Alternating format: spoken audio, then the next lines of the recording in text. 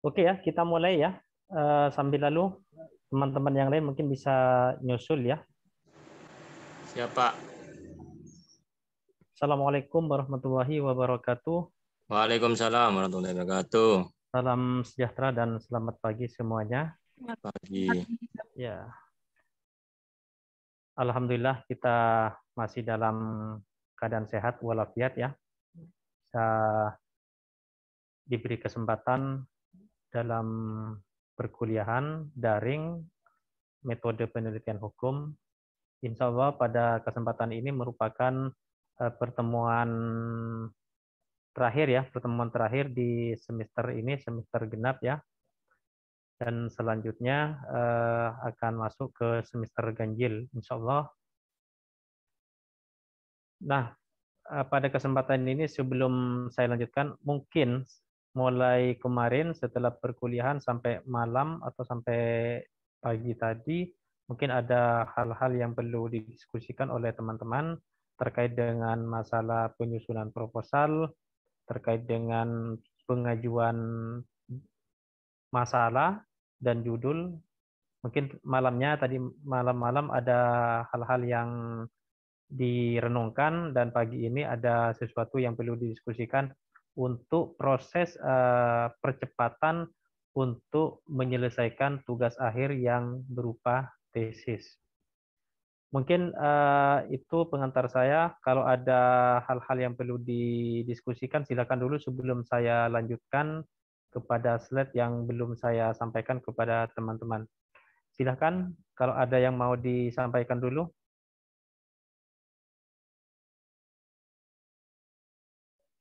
Belum ada, Bapak? Belum ada ya. Siap.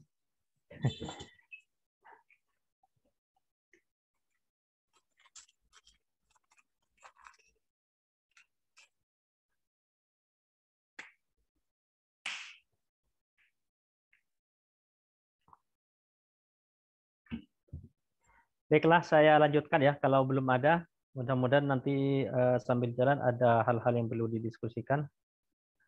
Nah, kemarin sudah saya sampaikan beberapa pokok-pokok mengenai penelitian hukum, apakah itu eksplanatoris, deskriptif, maupun eksploratif. Silakan teman-teman, saya kira sudah memahami.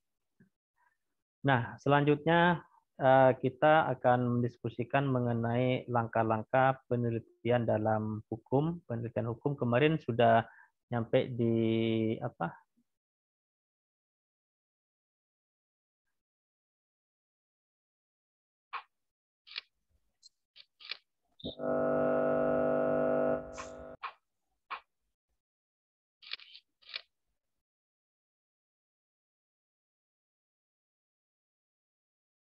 Kemarin terakhir sampai kepada pemilihan judul penelitian ya.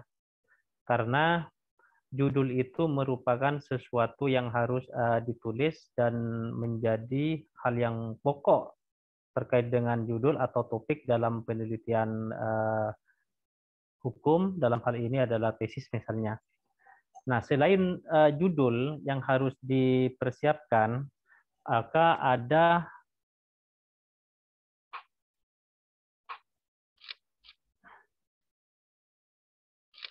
selain judul kemarin saya sampaikan di terakhir pertemuan kemarin, saya lanjutkan mengenai identifikasi dan perumusan masalah. Kenapa di dalam penelitian hukum khususnya, kenapa itu perlu ada masalah? Nah, karena masalah itu di dalam penelitian, masalah di dalam riset, orang mau melakukan riset itu merupakan sesuatu yang wajib. Wajib ada yang namanya permasalahan. Artinya, orang melakukan penelitian, orang melakukan yang namanya riset, itu wajib menemukan masalah.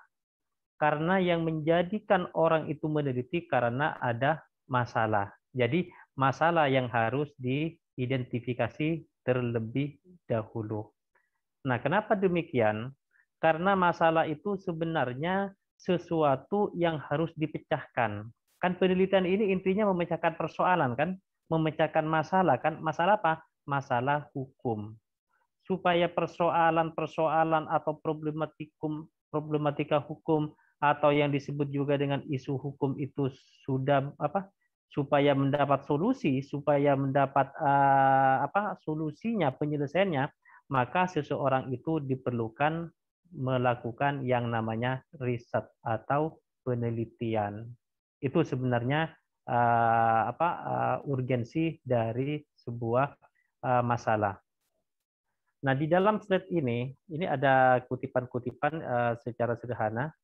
Identifikasi masalah artinya suatu proses mencari menemukan masalah. Jadi PR-nya teman-teman semua ini, karena ini mau melakukan penelitian yang berupa tesis, maka masalah itu harus dicari. Ya, ingat, masalah harus dicari. Karena apa? Karena kalau tidak tahu terhadap permasalahan yang mau ditulis, maka teman-teman ini akan mengalami kesulitan. Ya, jadi intinya masalah itu harus ditemukan terlebih dahulu. Masalah apa itu?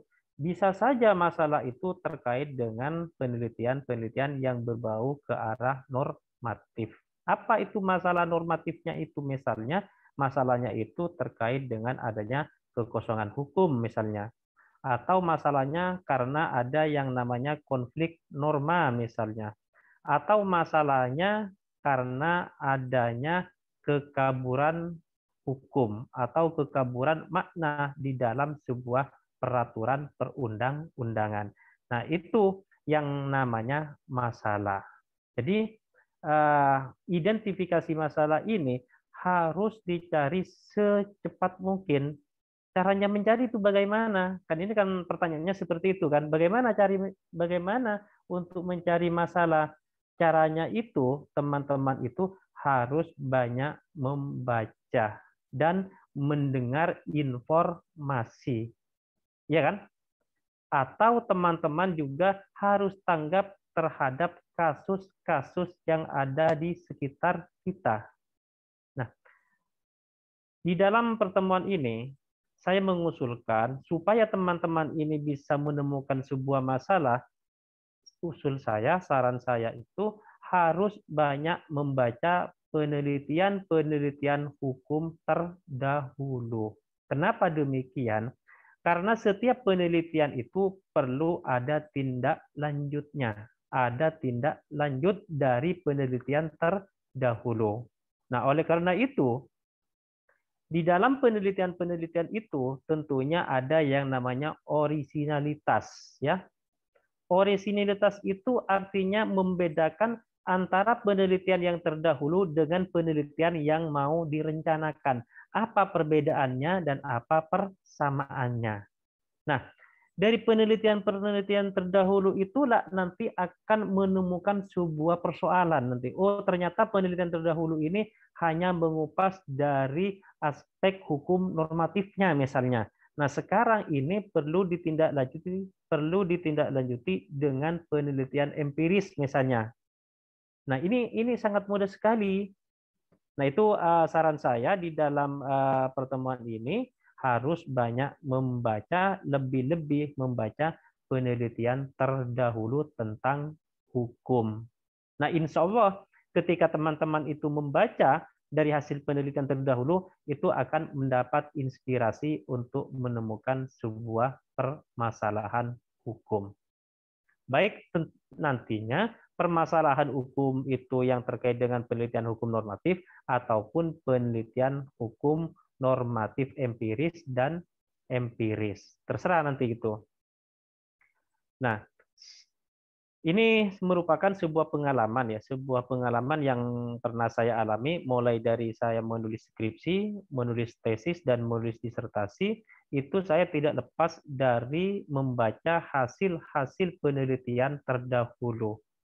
Artinya, penelitian terdahulu itu memberikan informasi bahwa penelitian yang dilakukan itu masih ada peluang untuk diteliti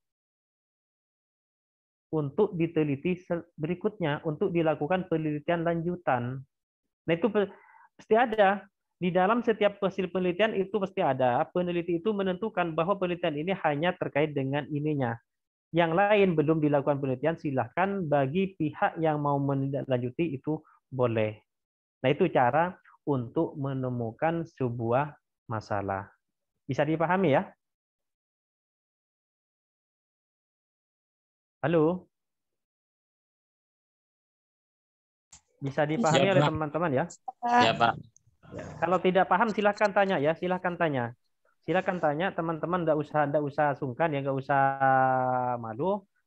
Saya akan memberikan penjelasan semampu saya untuk memberikan apa istilahnya tambahan pengetahuan kepada teman-teman berdasarkan pengalaman-pengalaman yang saya lakukan.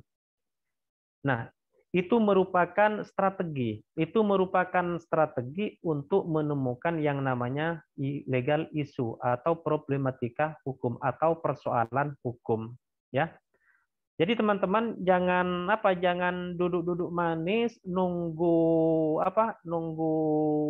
semacam wahyu, tapi teman-teman harus mulai sekarang ini membaca hasil-hasil penelitian terdahulu. Itu kuncinya, itu kuncinya. Kalau teman-teman bermalas ria tidak membaca hasil-hasil penelitian, maka itu akan sulit untuk menemukan sebuah problematika hukum atau masalah hukum. Karena itu tadi saya sampaikan bahwa seseorang melakukan riset atau penelitian itu harus ada masalah. Intinya penelitian ini sebenarnya menyelesaikan masalah, bukan mendatangkan masalah. Ya, itu ya yang bisa saya sampaikan terkait dengan identifikasi dan perumusan masalah. Nah, rumusan masalah dapat diartikan sebagai suatu pernyataan yang lengkap dan rinci mengenai ruang lingkup masalah yang akan diteliti berdasarkan identifikasi dan pembatasan masalah. Nah, ini yang dimaksud dengan rumusan masalah itu tidak lain berbicara mengenai pernyataan yang rinci yang dibatasi dengan lingkup masalah yang diteliti. Lingkupnya itu apa? Supaya apa? Rumusan masalah ini ditulis supaya para peneliti, orang yang melakukan penelitian ini tidak mengalami kesulitan. Sehingga ruang lingkupnya itu ditentukan. Batasan-batasannya itu ditentukan. Nah, pada saat penulisan proposal misalnya, proposal penelitian, maka ruang lingkup itu ditentukan bahwa kalau penelitian ini arahnya hanya untuk menganalisis pasal-pasal yang bermasalah. Pasal apa? Misalnya pasal-pasal atau norma-norma yang terkait dengan lingkungan misalnya ya. Nah, itu nanti dibatasi. Kenapa dibatasi? Supaya penelitiannya itu lebih fokus, supaya hasilnya itu bisa memberikan kontribusi dalam menyelesaikan persoalan-persoalan yang sedang dihadapi oleh masyarakat. Nah, rumusan masalah dapat dibuat dalam kalimat tanya atau pernyataan, tetapi tetap mencerminkan adanya hubungan antara berbagai variabel. Nah, jadi rumusan masalah itu, permasalahan itu nantinya dibuat dalam kalimat tanya atau pernyataan yang di dalamnya itu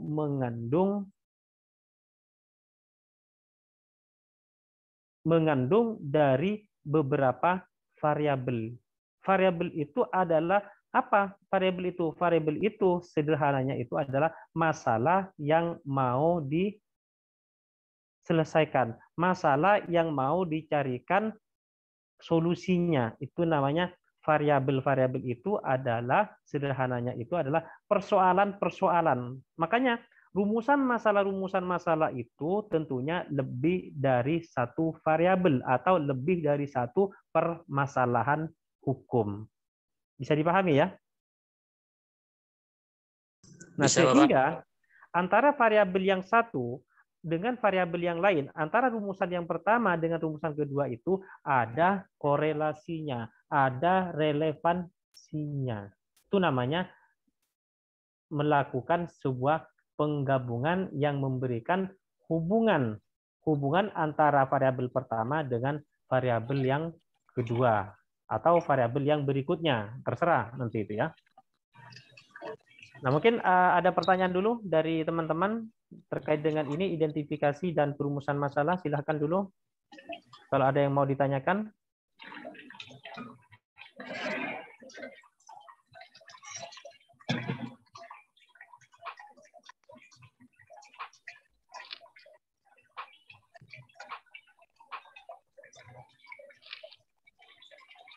Nah, ada yang perlu disampaikan dulu oleh teman-teman ini? Izin bertanya, Bapak. Ya, silakan, silakan. Nah, untuk permasalahan itu berarti bisa lebih dari 2 ya, Bapak? 3 atau 4 gitu. Boleh. Permasalahan itu, halo? Bisa Ya, dengar Bapak. suara saya? Ya. Permasalahan itu boleh, satu itu boleh, tetapi nanti dipecah di dalam rumusan masalah. Ya, masalahnya itu satu. Misalnya terjadi kekosongan norma, misalnya ya, misalnya. Tetapi masalah yang itu tadi itu nanti dikembangkan dalam identifikasi perumusan masalah. Artinya di dalam rumusan masalahnya itu bisa dijadikan dua variabel. Rumusan masalah pertama dan rumusan masalah kedua. Tetapi itu semuanya berangkat dari satu masalah. Itu namanya tadi yang disebut dengan hubungan antara variabel yang satu dengan variabel yang lain. Itu semuanya berdasarkan dari satu permasalahan. Dipecah lagi. Gitu ya, Robi ya? Siap, Bapak. Siap. Bisa Ya. dipahami, Bapak. Nah, silakan. Termasuk misalnya ya, kemarin Robi itu rencana mau menulis tentang yang namanya etilang, gitu kan ya? Iya, Bapak. Benar, Bapak. Nah, etilang itu yang mau diteliti itu apanya? Misalnya terjadi kekosongan atau terjadi konflik norma antara undang-undang yang satu dengan undang-undang yang lain. Nah, dari konflik norma itu nantinya itu dipecahkan, dibagi lagi di dalam identifikasi masalah. Tapi itu semuanya berangkat dari satu masalah. Gitu ya? Siap, Pak. Ya, oke. Mungkin yang lain ada yang perlu disampaikan juga, silahkan.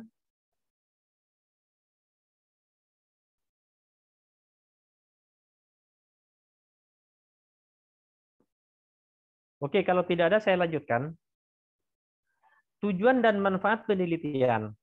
Tentunya seseorang melakukan penelitian itu ada tujuan dan ada manfaat yang diinginkan.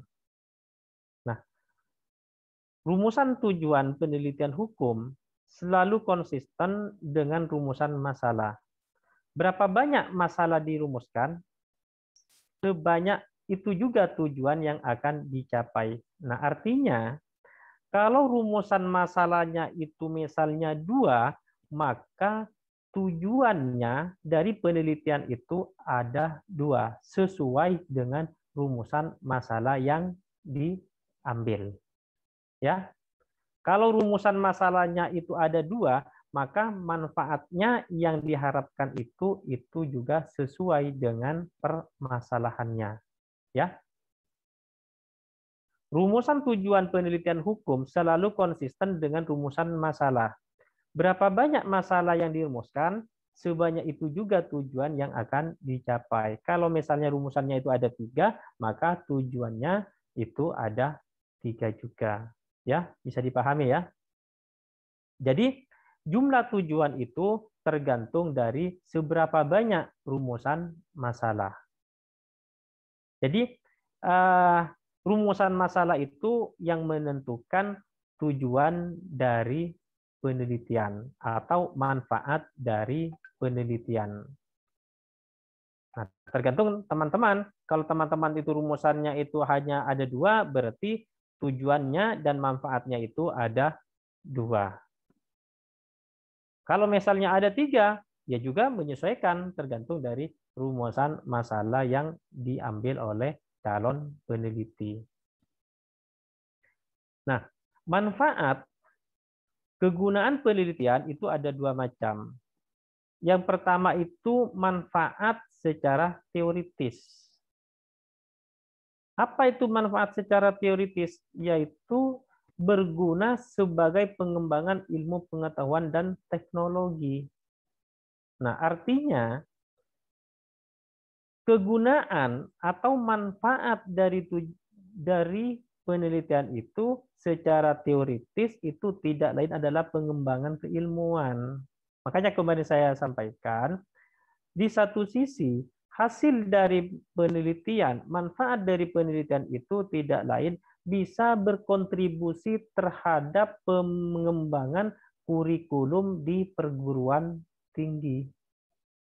Artinya, hal-hal yang telah diteliti oleh mahasiswa ataupun oleh siapapun orangnya itu bisa berkontribusi untuk pengembangan kurikulum di perguruan tinggi. Kenapa demikian?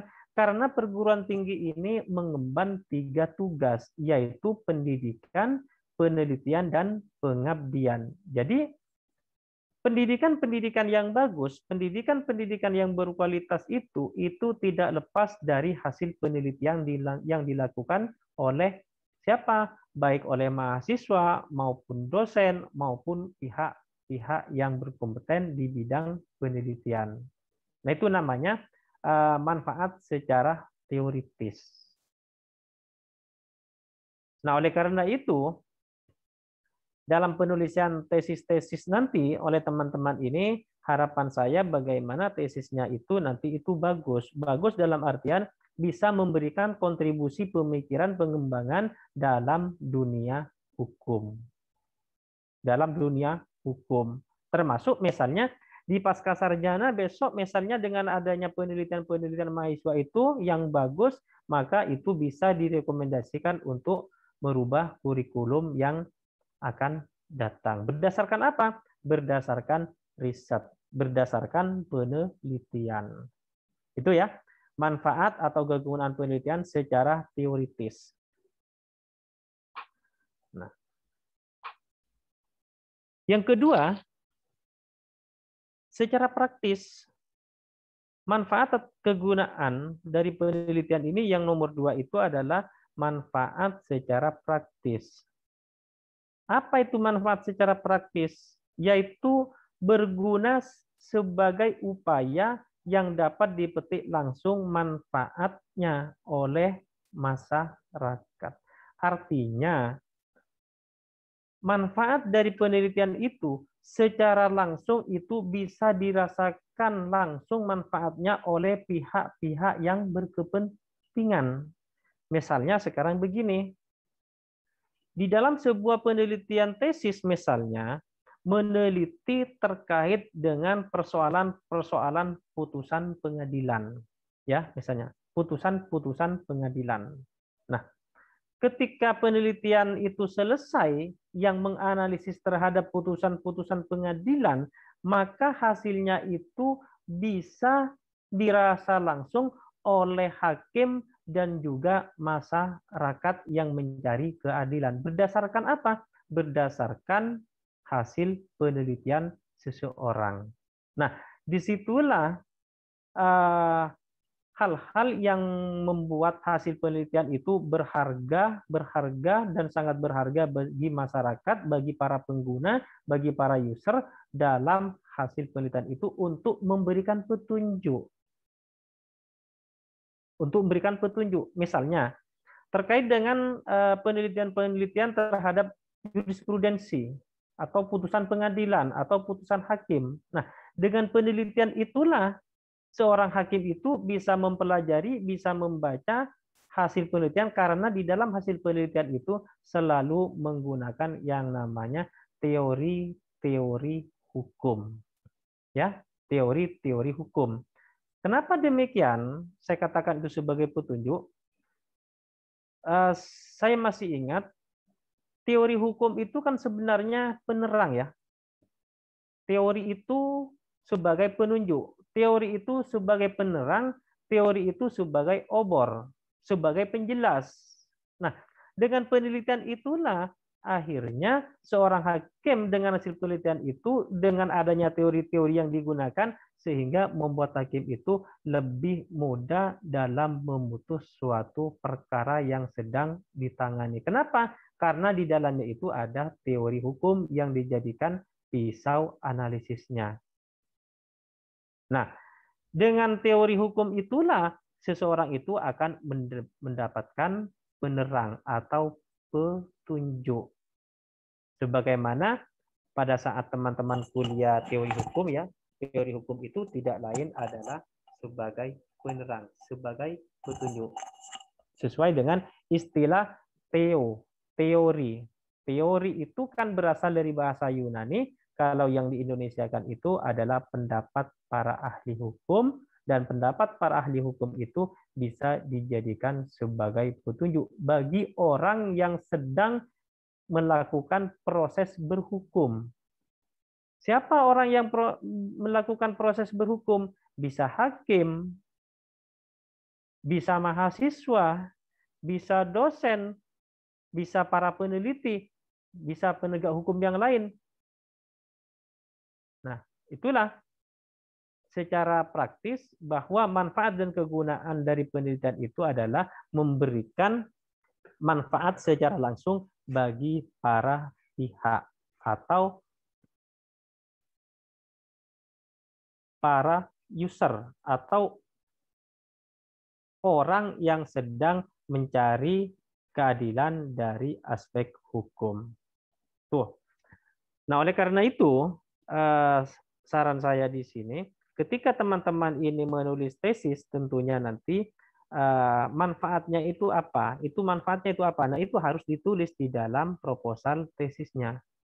Manfaat yang diharapkan dari penelitian ini itu kemana arahnya? Kalau secara teoritisnya itu adalah untuk pengembangan keilmuan, secara praktisnya itu supaya bisa dinikmati langsung atau dipetik langsung manfaatnya oleh masyarakat ataupun siapapun orang yang mau menerima hasil dari penelitian itu. Makanya dalam penelitian itu jangan main-main ya. Makanya jangan main-main artinya hasil penelitian itu ditunggu oleh banyak pihak. Keilmuan itu selalu ditunggu oleh para pihak, oleh semua orang yang memerlukan hasil penelitian. Nah, saran saya di sini, jadi ketika menulis tesis itu ya harus serius gitu, harus serius dengan cara menggunakan analisis yang bagus. Kenapa? Karena hasil penelitian ini ditunggu oleh banyak orang dan memberikan kontribusi pemikiran kepada orang lain. Selain bermanfaat kepada peneliti itu sendiri, tentunya bermanfaat bagi orang lain.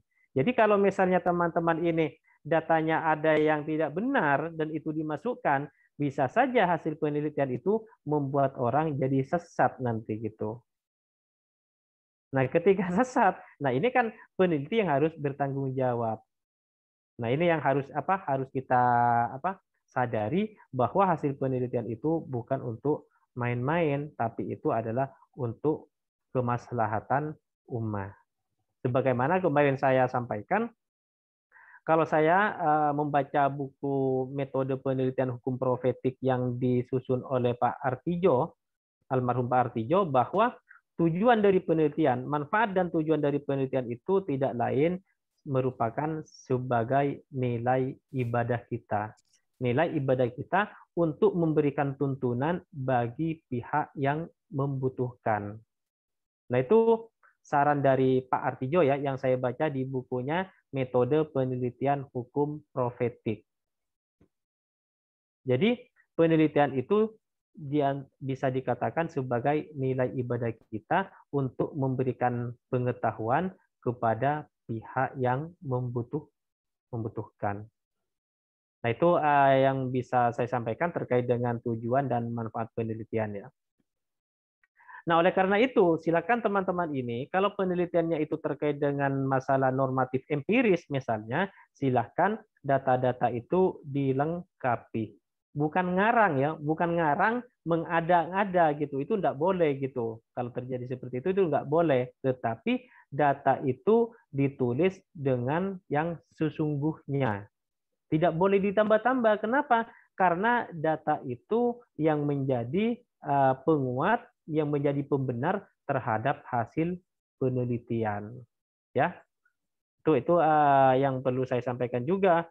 Kalau penelitian-penelitian itu terkait dengan penelitian normatif empiris. Jadi hati-hati, data yang digunakan oleh teman-teman besok itu harus valid, harus benar gitu, karena itu dipertanggungjawabkan. Ya, itu ya. Ya silakan kalau ada yang mau disampaikan dulu sebelum saya lanjutkan. Izin bertanya, Pak. Ya, silakan. Uswatun hasanah ya? Iya. Ya, silakan. Untuk terkait ini, Pak, manfaat penelitian itu kan ada dua, secara teoritis sama praktis. Ya. Berarti keduanya itu nanti wajib ya, Pak, dalam penulisan penelitian itu? Ya. Jadi di dalam penulisan proposal, dalam penelitian, dua-duanya itu harus ada. Jadi manfaatnya itu dua-duanya harus ada, manfaat secara teoritis maupun manfaat secara praktis. Nah, kenapa itu harus ada? Maka itu yang menjadi dasar bagi seorang peneliti yang harus diselesaikan. Kenapa? Karena ada tujuan, ada manfaat yang diinginkan. Kan gitu kan? Seperti orang orang melakukan ini menanam. Orang menanam itu kan punya tujuan dan manfaatnya nanti kan. Manfaatnya untuk siapa? Untuk pribadinya dan juga untuk orang lain misalnya. Ini sama. Jadi di dalam penelitian itu harus ada manfaat secara teoritis dan manfaat secara praktis. Dan itu semuanya dijabarkan sesuai dengan rumusan masalah. Kalau rumusan masalahnya itu ada dua, maka dari dua rumusan masalah itu ada manfaat teoritisnya ada dan juga manfaat praktisnya itu juga ada. Nah, itu sebenarnya kalau bicara secara mendalam, tujuan, manfaat atau kegunaan dari penelitian inilah sebenarnya yang membuat memacu yang dijadikan alat untuk memonitoring, untuk mengevaluasi dari seorang peneliti. Apakah tulisan ini sudah sesuai dengan kegunaannya, sesuai dengan kemanfaatannya? Jadi pertanyaan tadi, apakah kedua-duanya manfaat ini harus ada? Iya, di dalam penulisan proposal itu harus mencantumkan dua manfaat dan atau kegunaan yang diharapkan oleh seorang peneliti. Itu kan jadi harapan kan? Harapan itu diupayakan untuk terwujud dalam penelitian. Nah, pertanyaan sederhananya begini, bagaimana kalau misalnya penelitian itu tidak memberikan manfaat kepada para pihak? Kan percuma kan? Kenapa saya katakan percuma? Karena penelitian ini tidak mudah, membutuhkan tenaga, membutuhkan waktu, membutuhkan biaya tentunya, dan lain sebagainya. Oleh karena itu, kemanfaatan itu harus ada. Sebagaimana hukum misalnya ya.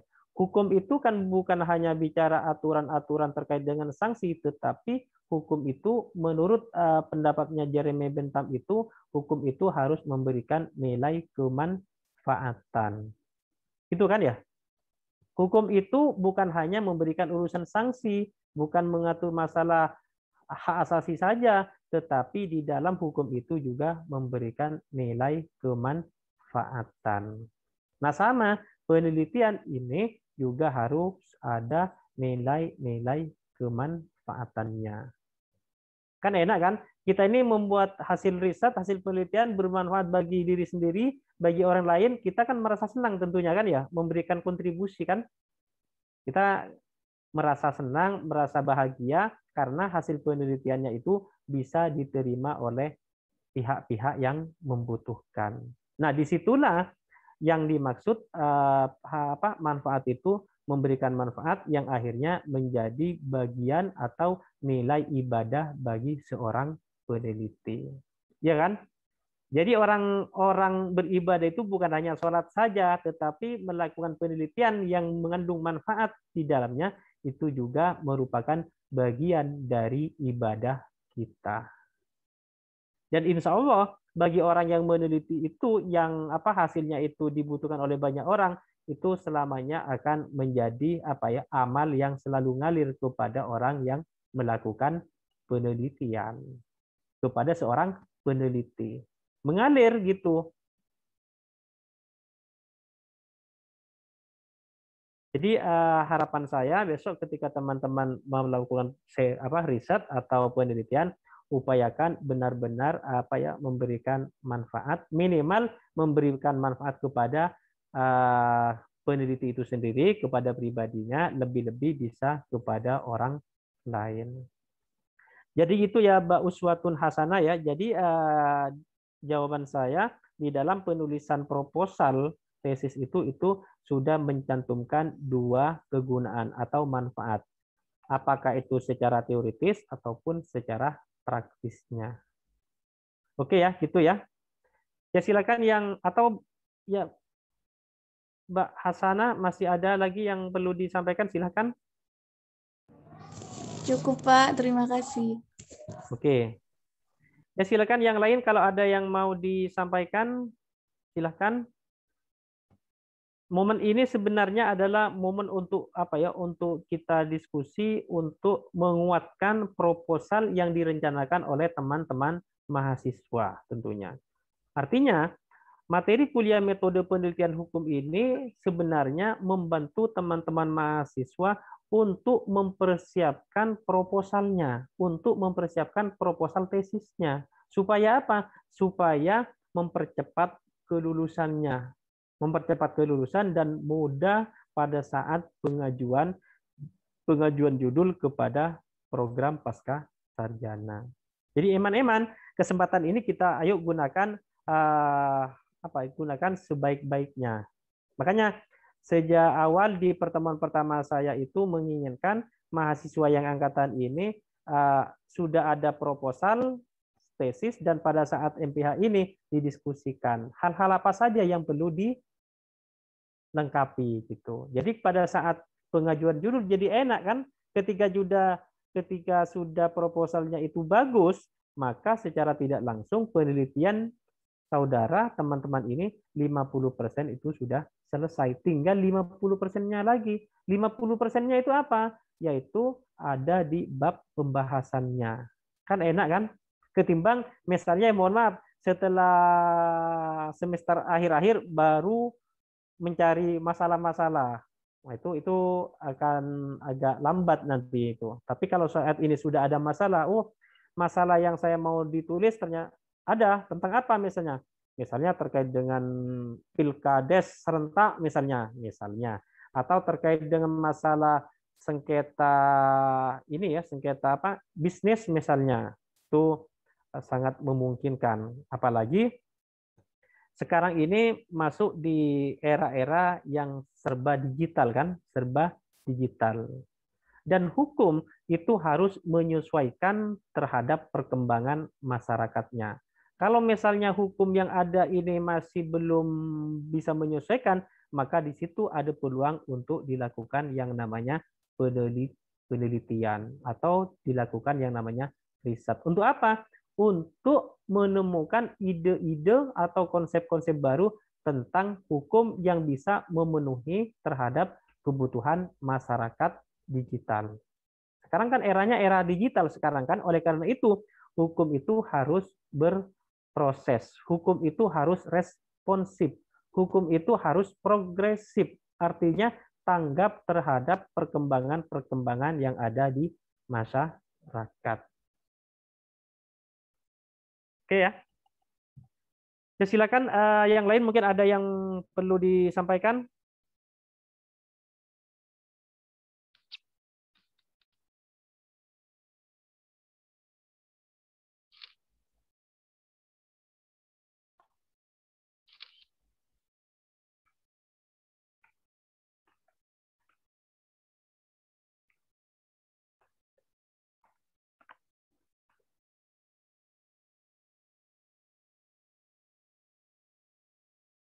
Nah, kalau tidak ada, saya lanjutkan. Nah, di dalam penelitian hukum itu juga ada yang namanya strategi mengenai pendekatan masalah. Ya, pendekatan masalah itu artinya apakah persoalan-persoalan itu mau diselesaikan secara normatif atau persoalan-persoalan itu mau diselesaikan dengan cara menggunakan kasus. Itu namanya pendekatan. Artinya, apakah penelitian yang akan dilakukan jenis penelitian normatif atau empiris? Apakah data yang akan digunakan data primer, data sekunder, ataupun kedua-duanya?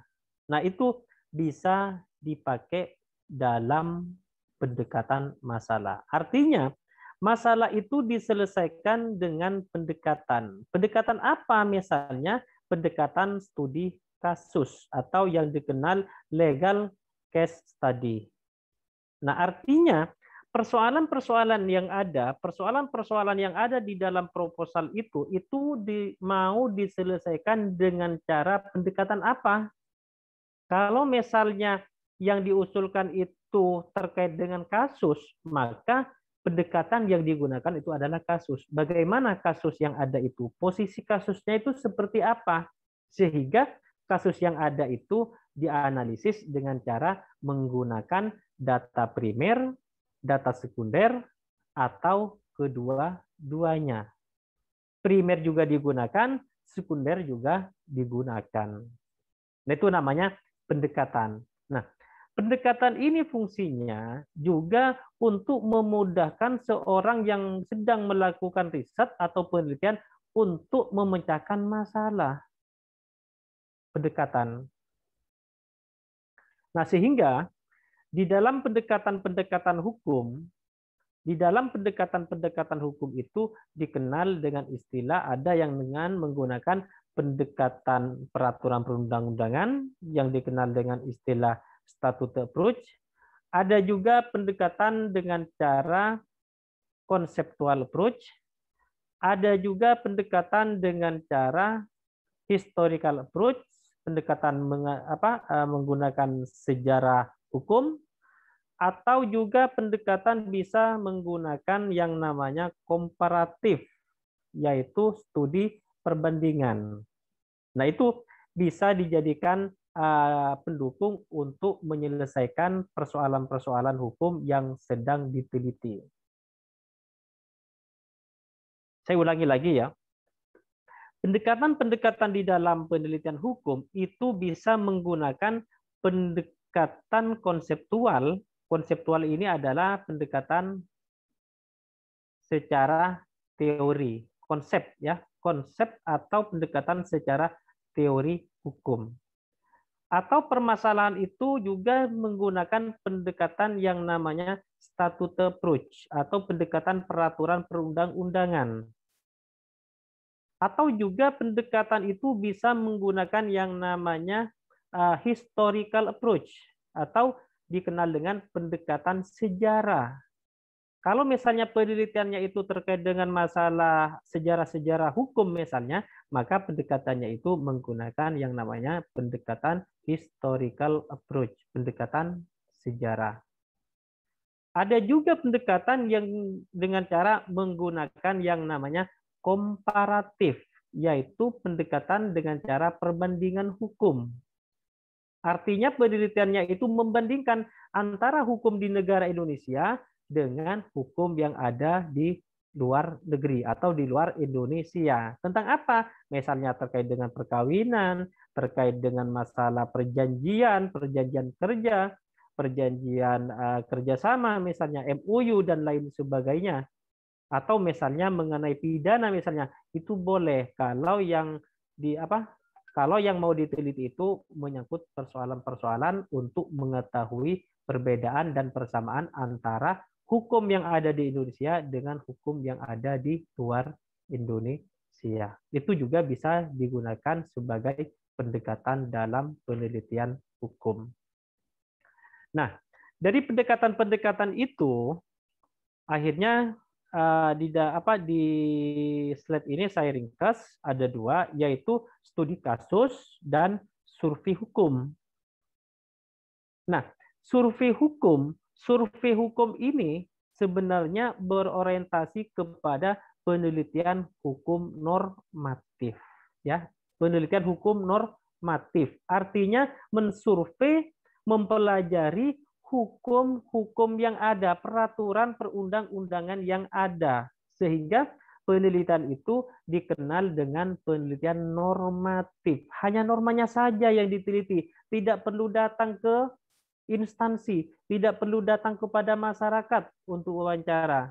Itu yang disebut dengan survei hukum, dikenal dengan istilah survei hukum atau juga dikenal dengan istilah legal study, yaitu penelitian hukum terhadap norma-norma hukumnya saja. Nah, ini murni dalam artian tidak boleh dicampur dengan kasus, ya.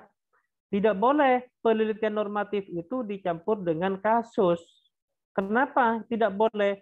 Karena kalau dicampur dengan kasus penelitian hukum itu, nanti kesimpulan akhirnya hasil dari penelitian itu menjadi tidak fokus. Artinya apa?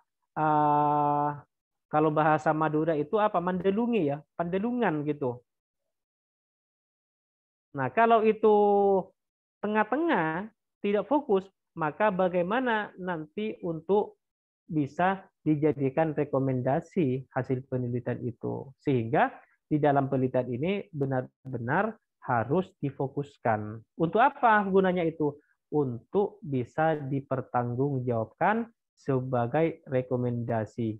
Baik manfaatnya atau rekomendasinya itu ditujukan secara teoritis maupun secara praktis. Itu yang dimaksud dengan survei hukum atau legal study, itu adalah penelitian terhadap hukum normatif.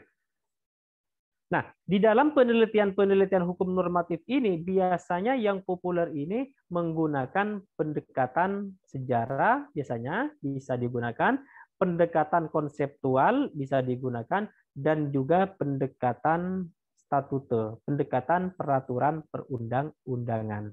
Itu mainan-mainan yang bisa diaplikasikan dalam penelitian hukum normatif. Tetapi yang kedua, kalau penelitian itu terkait dengan hal yang empiris, penelitian hukum empiris atau normatif empiris atau empiris, maka pendekatannya itu harus ditambah yang namanya studi kasus. Studi kasus bukan hanya undang-undang. Kalau penelitian empiris itu tidak cukup baca undang-undang saja, tetapi undang-undang itu harus diuji, harus ditanyakan kepada pihak-pihak terkait. Kalau misalnya kasus terkait dengan masalah kasus mengenai pembunuhan misalnya, ya, itu untuk mengetahui hukum, menguji hukumnya, maka itu harus datang kepada pihak korban maupun pelaku pembunuhan. Untuk apa? Untuk mencari tahu, untuk melakukan penelusuran. Penelusuran apa? Penelusuran data. Apakah itu data primer maupun data sekunder. Itu ya, itu strategi di dalam penelitian hukum, khususnya mengenai metode pendekatannya. Jadi pendekatannya itu bisa survei hukum, bisa juga menggunakan pendekatan studi kasus hukum. Dan di dalam pendekatan hukum tadi sudah saya sampaikan, bisa itu menggunakan pendekatan statute approach, pendekatan peraturan perundang-undangan, bisa juga pendekatan itu dilakukan perbandingan hukum, bisa juga pendekatan itu dilakukan dengan dengan conceptual approach, pendapat-pendapat para ahli hukum. Artinya pendapat para ahli hukum itu digunakan sebagai penerang, sebagai petunjuk untuk menyelesaikan yang namanya penelitian. Oke ya. Silakan kalau ada yang mau ditanya atau ada yang perlu didiskusikan, terkait dengan ini, terkait dengan metode pendekatan masalah di dalam penelitian hukum, apakah itu penelitian hukum normatif ataupun penelitian hukum empiris. Nah, sebenarnya penelitian hukum empiris itu kan sebenarnya awalnya adalah penelitian sosial. Perlu saya ceritakan ya. Penelitian hukum empiris itu sebenarnya penelitian sosial, cuman dikaji dari aspek hukumnya. Ya, harus dipahami ya teman-teman ya. Penelitian empiris itu sebenarnya adalah penelitian sosial yang penelitian sosial yang hanya dilihat dalam perspektif hukum. Itu namanya penelitian empiris. Kalau normanya itu sebenarnya tidak bisa diempiriskan. Yang bisa diempiriskan itu adalah perilaku sosialnya. Cuman dikaji dari aspek hukumnya. Itu yang dimaksud dengan penelitian hukum empiris. Ya bisa dipahami ya. Teman-teman semoga bisa paham. Jadi penelitian hukum empiris itu sebenarnya itu adalah penelitian terhadap perilaku sosial, cuman dikaji secara hukum. Ya.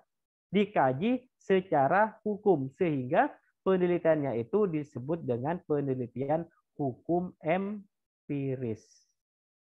Bukan hukumnya, bukan normanya yang diempiriskan. Kalau norma atau hukum yang diempiriskan itu tidak bisa. Tapi kalau perilaku manusianya, perilaku masyarakat itu memang kenyataan dan itu Itu sifatnya empiris.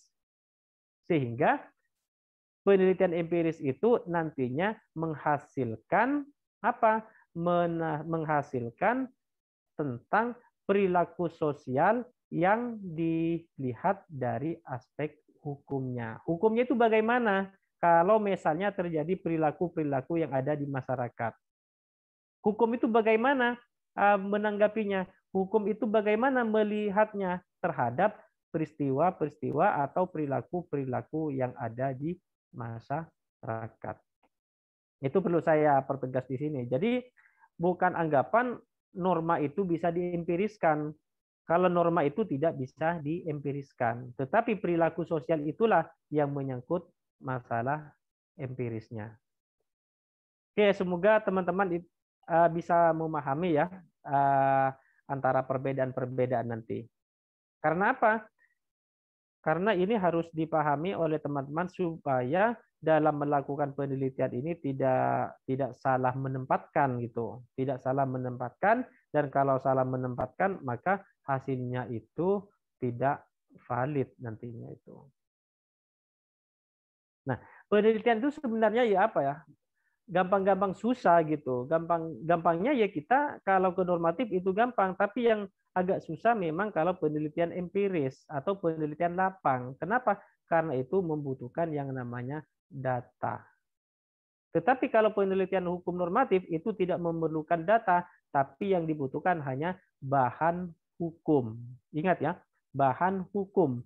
Apakah itu bahan hukum primer maupun bahan hukum sekunder. Ingat, perbedaannya, kalau penelitian hukum normatif itu tidak memerlukan data, cukup bahan hukum. Apakah itu bahan hukum primer maupun bahan hukum sekunder. Tetapi kalau penelitian-penelitian yang berbau empiris itu memerlukan data. Data yang ada di lapangan. Itu bedanya gitu.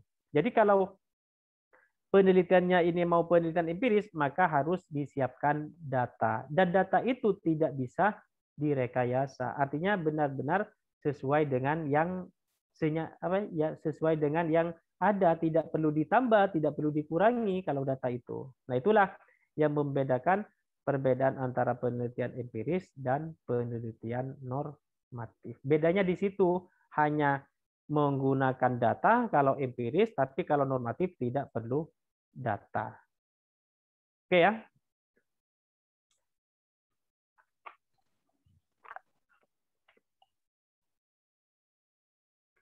Ya, silakan kalau ada yang perlu didiskusikan lagi.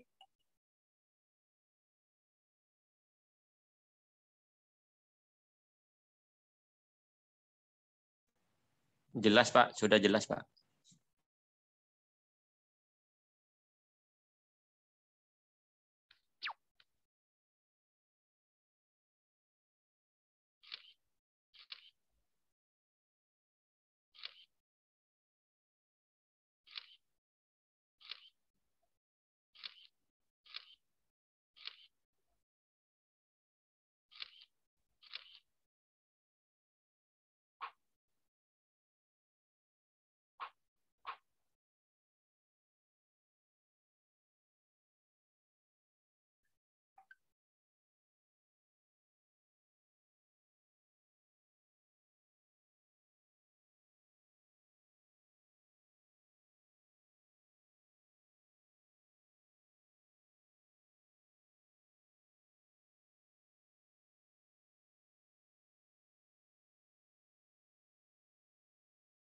Oke, selanjutnya saya lanjutkan terkait dengan rumusan proposal penelitian. Nah, di dalam proposal penelitian itu sekurang-kurangnya apa saja yang dimasukkan dalam proposal penelitian. Yang pertama itu proposal penelitian itu berisi tentang judulnya. Judulnya itu apa di proposal itu? Itu harus ditulis. Judul proposal penelitian itu apa judulnya? Itu harus ada. Nah, kalau tidak ada nanti bagaimana untuk mengidentifikasi proposalnya misalnya? Itu untuk mempermudah teman-teman untuk menentukan arah penelitiannya ke depan itu seperti apa. Maka di dalam proposal itu sekurang-kurangnya berisi tentang judul penelitian. Nah, di dalam proposal penelitian juga berisi tentang yang namanya latar belakang masalah. Nah, latar belakang masalah, yang namanya latar belakang masalah ini adalah hal-hal yang mendorong seorang peneliti untuk melakukan penelitian tertentu. Apa yang melatar belakangi? Nah, di latar belakang itulah nanti kalau teman-teman ini menulis, itu harus menguraikan hal-hal terkait dengan peraturan perundang-undangannya terlebih dahulu. Nah, baik mulai dari undang-undang dasarnya, undang-undang, PP misalnya, sampai ke peraturan yang ada di bawahnya. Itu diuraikan, itu ditulis secara singkat. Ditulis secara singkat untuk mengantarkan teman-teman ini menemukan atau mengantar untuk menulis yang namanya rumusan masalah. Jadi kalau misalnya saya gambarkan, latar belakang itu modelnya itu seperti halnya piramida terbalik. Di atas itu umum, sampai ke paling bawah yang mengerucut itu merujuk kepada permasalahan.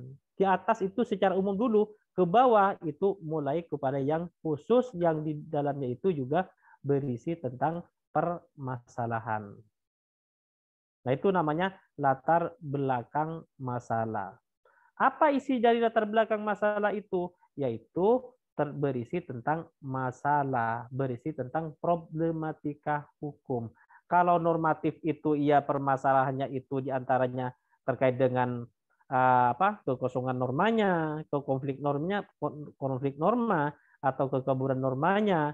Tetapi kalau latar belakang itu terkait dengan penelitian empiris, di dalam latar belakang itu berisi dengan data-data pendukung. Itu yang membedakan. Nah, selanjutnya di dalam proposal itu juga berisi tentang rumusan masalah. Nah, ketika sudah selesai membuat latar belakang masalah, maka dibuat yang namanya rumusan masalah dalam kalimat tanya atau pernyataan yang di dalamnya itu berisi variabel-variabel tentang permasalahan yang mau diteliti. Jadi rumusan masalah itu sebenarnya ringkasan dari latar belakang yang dituangkan dalam bentuk kalimat tanya atau pernyataan. Ya. Itu namanya rumusan masalah. Dan ruang lingkup dari permasalahan ini apa saja itu juga ditentukan.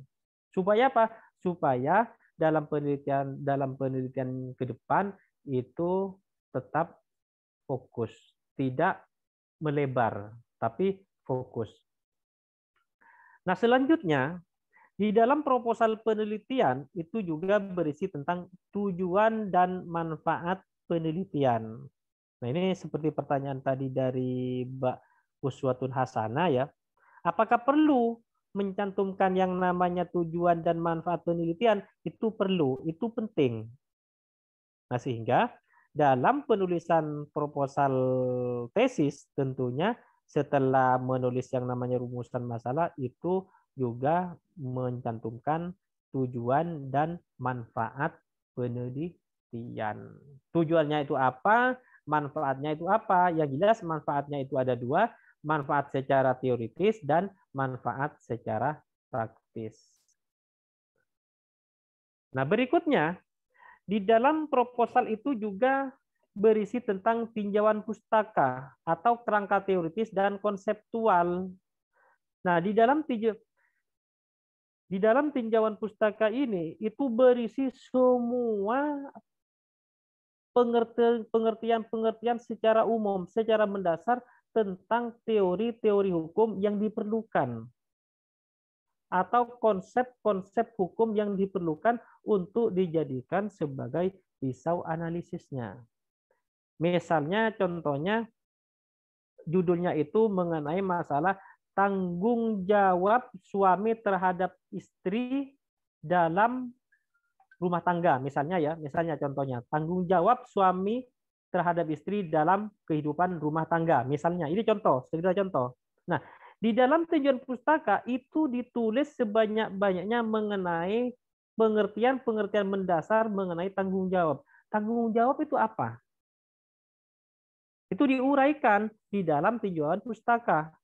Sampai mulai dari pengertian tanggung jawab menurut undang-undang, tanggung jawab menurut kamus, ensiklopedia, dan lain sebagainya. Atau tanggung jawab menurut pendapat para ahli. Itu dijabarkan semuanya gitu.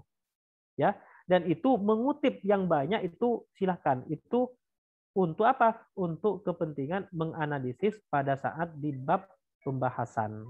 Ya, jadi sebentar ya, izin ya, saya sebentar ya.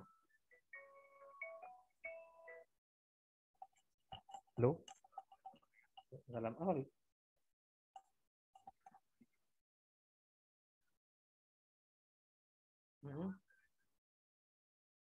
Cocok apa nah? Hah?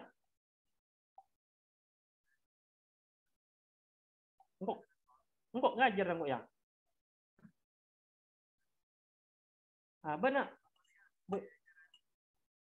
Beri di mana benar? Ben siapa benar? Siapa boleh? Nah, iya, warnanya apa yang mau dibelikan, rencananya hitam, rencananya. Hitam.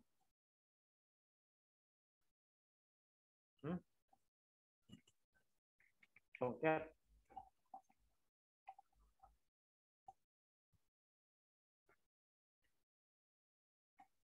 Warnanya apa?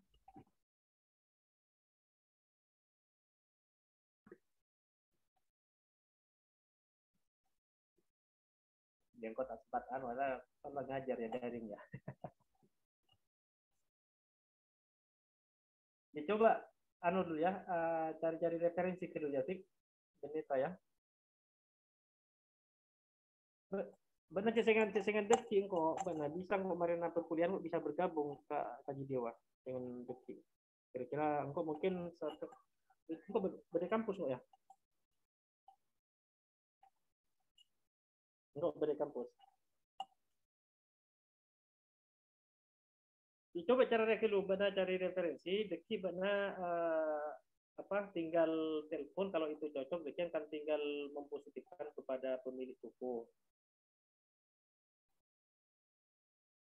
Ya, ngajar dulu ya sementara ya. Ya mun bada kita mulai deki, mun bada misalnya tak boleh mengkacap, mungkin bisa kaji diri kita. Jadi tak mulai bana. Ya ya oke oke oke oke. Yuk. Oke. Terus.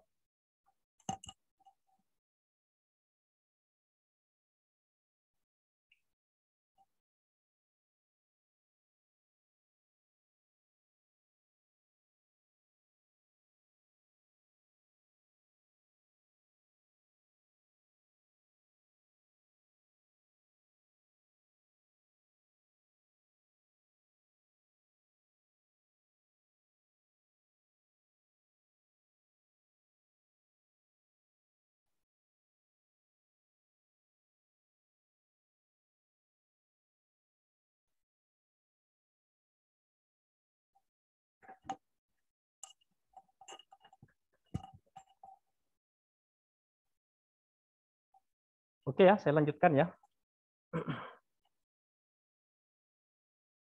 Nah, di dalam proposal itu perlu dicantumkan yang namanya tinjauan pustaka. Tinjauan pustaka itu sebenarnya berisi tentang pemahaman atau pengertian-pengertian mendasar terkait apa yang mau ditulis. Contohnya itu tadi, kalau misalnya contohnya tanggung jawab suami terhadap istri dalam kehidupan rumah tangga, misalnya ya contohnya. Nah, paling tidak di tinjauan pustaka itu berisi tentang pengertian tanggung jawab. Tanggung jawab itu apa? Itu harus dipahami dulu. Apa itu tanggung jawab menurut undang-undang itu apa? Tanggung jawab menurut pendapat para ahli itu apa? Tanggung jawab menurut kamus misalnya itu apa?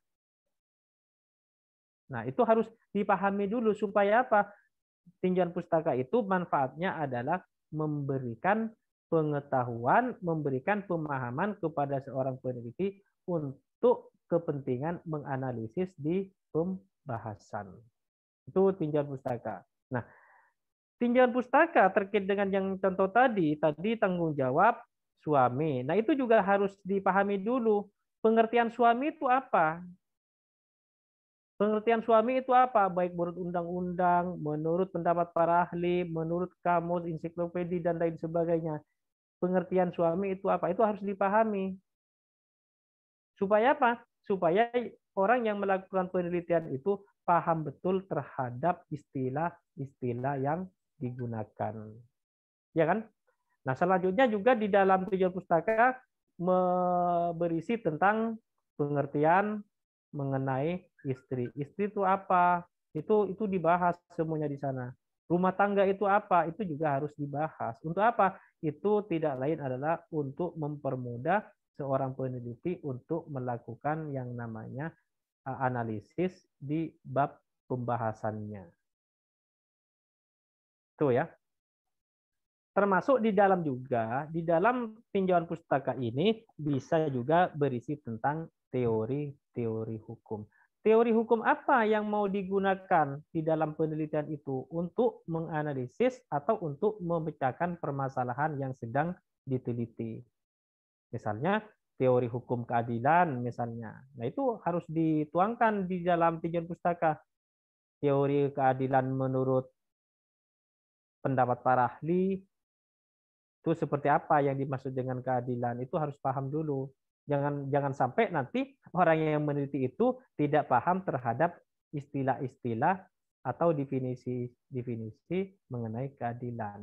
Nah, itu akan bahaya kalau misalnya orang yang melakukan penelitian itu tidak paham istilah-istilah hukumnya. Itu harus dipahami. Nah, itu tinjauan pustaka. Nah, selanjutnya metode penelitian itu harus ada di dalam proposal tesis. Metode yang digunakan itu apa? Apakah penelitiannya itu nanti ke normatif atau ke penelitian itu kepada empiris? Misalnya itu harus dicantumkan di metodenya. Termasuk juga di dalam metode itu isinya jenis penelitiannya, terus tipe penelitiannya, ada juga yang namanya pendekatan yang digunakan itu apa gitu. Karena metode penelitian itu di dalamnya berisi tentang metode penelitian itu biasanya berisi tentang yang namanya pendekatan masalah, sumber bahan hukum yang digunakan. Terus ada juga yang namanya pendekatan yang digunakan itu apa, bahan hukumnya itu apa, analisis datanya itu menggunakan apa, itu yang namanya masuk di dalam metode penelitian hukumnya. Itu juga harus ada. Nah, pelaksanaan juga ini perlu ada juga ya, tetapi tidak terlalu urgent pelaksanaan ini, atau pelaku penelitian. Penelitian ini dilakukan oleh tim atau individu. Tapi kalau yang namanya tesis itu pasti dilakukan oleh individu yang dibarengi dengan pembimbing. Ini untuk menentukan jumlah sebenarnya kalau penelitian ini dilakukan secara mandiri atau ini dengan tim atau kelompok. Itu biasanya di dalam proposal-proposal itu ditentukan. Tapi kalau ini proposal yang tesis, saya kira itu tidak perlu mengenai masalah pelaku penelitian. Jadi pelaku penelitiannya ya mahasiswa gitu. Nah, berikutnya ada juga yang namanya jadwal pelaksanaan penelitian. Nah, jadwalnya itu harus dilampirkan bahwa penelitian ini dijadwal untuk berapa? Untuk berapa lama? 1 bulan, 2 bulan, 3 bulan, atau 1 tahun. Itu juga harus dilampirkan. Supaya apa? Supaya bisa ditarget nantinya. Di bulan 1, bulan kedua itu apa kegiatannya? Bulan ketiga, bulan keempat itu apa kegiatannya? Bulan kelima dan seterusnya itu apa kegiatannya? Itu harus terjadwal dengan baik gitu. Karena jadwal itu adalah untuk menekan seorang peneliti itu bisa selesai tepat waktu sesuai jadwal yang telah dibuat. Nah, berikutnya juga di dalam proposal itu biasanya juga berisi rincian biaya penelitian. Tapi kalau ini penelitian tesis itu tidak perlu ya, tidak perlu ya. Ini saya sampaikan secara umum ya. Tapi kalau untuk tesis rincian biaya penelitian itu tidak perlu dimasukkan. Biar mahasiswanya saja yang tahu, tidak perlu disampaikan. Ya, saya kira itu untuk penelitian-penelitian yang sifatnya itu kelompok atau hibah dari Dikti misalnya atau dari kementerian lain itu juga mencantumkan yang namanya rincian biaya. Nah, berikutnya setelah semuanya selesai baru melakukan penulisan laporan akhir. Laporan akhir ini yang tentunya berupa tesis ya. Kalau untuk mahasiswa itu berupa tesis namanya gitu. Nah, itu laporan akhir itu nanti akan diuji. Akan diuji oleh siapa? Akan diuji oleh majelis penguji yang ditentukan oleh pihak pasca sarjana. Artinya, apa yang dilakukan oleh mahasiswa mulai dari judulnya, latar belakang sampai kepada metodenya itu akan diuji oleh majelis penguji. Kenapa? Karena penelitian yang dilakukan oleh mahasiswa khususnya itu harus dipertanggungjawabkan. Dan mahasiswa itu mampu mempertahankan. Ya, mampu mempertahankan. Nah, oleh karena itu di dalam forum ini saya sampaikan, jadi mahasiswa itu tidak boleh tidak boleh khawatir, takut mau diskusi dengan pembimbing, silakan. Beda pendapat itu boleh. Beda pendapat dalam hal penelitian itu boleh, asalkan dibarengi dengan referensi yang mendukung. Tidak harus ia kepada pembimbing, iya Pak disuruh ke barat, iya Pak disuruh ke timur, iya Pak. Tapi yang perlu mahasiswa itu harus punya pendirian. Harus punya pendirian yang dibarengi dengan referensi yang menguatkan. Bukan hanya bicara tapi tidak ada referensi, itu tidak benar. Bolehlah, silakanlah. Mahasiswa itu kan karena ini penelitian tesis ini ada pembimbing, boleh mahasiswa itu beda pendapat tuh boleh. Mohon maaf ya, bukan saya mengajari saudara itu berani, enggak. Maksudnya dalam hal dinamika keilmuan itu hal yang lumrah. Hal yang lumrah. Misalnya mahasiswa itu punya pendapat, punya argumen, silakan itu disampaikan. Disampaikan. Tidak harus ya, mohon maaf, Tidak harus misalnya pembimbingnya minta ke barat, saudara ke barat. Tapi kalau misalnya menurut saudara itu tidak penting ke barat, tapi saudara punya argumen lain, tidak apa-apa, itu disampaikan. Tapi dengan catatan menggunakan etika dan referensi, ya. Nah, tidak apa-apa. Di dalam dunia pendidikan, di dalam dunia akademik itu hal yang lumrah. Makanya di antaranya di dalam pendidikan ini adalah untuk mengajak mahasiswa berpikir kritis dan progresif dan solutif. Bukan hanya mengkritis, tetapi ada solusi yang ditawarkan. Kan gitu kan? Di dalam akademik ini diajari adalah mahasiswa di antaranya bisa berpikir kritis, solutif, progresif, dan partisipatif. Nah, itu ya, itu hal-hal yang yang perlu saya sampaikan. Nah, ada lagi yang perlu saya sampaikan, karena di dalam penelitian tesis ini berbeda dengan penelitian skripsi, ya tentunya ini lebih bobotnya ini harus lebih berbobot dari skripsi. Strategi untuk mengatur misalnya tesis ini kan biasanya ini kalau tesis ada batas minimalnya ya, ada batas minimal halaman ya. Ada batas minimal halaman. Nah, untuk memenuhi batas-batas itu strateginya bagaimana di tinjauan pustaka itu saudara harus banyak kutipan. Sebanyak-banyaknya saudara itu kutip. Ya. Dan gunakan referensi-referensi yang up to date. Sebanyak-banyaknya saudara ini melakukan kutipan di kajian pustaka itu tidak ada masalah, tidak ada batasan gitu. Tetapi pada saat pembahasan apa yang ada di tinjauan pustaka itu jangan di copy paste lagi, tapi yang ada di tinjauan pustaka itu hanya mengantar saudara untuk jadikan bahan analisisnya saja. Ya, paham ya? Mengantar supaya mahasiswa ini, supaya peneliti ini banyak hazana keilmuan yang dipahami gitu.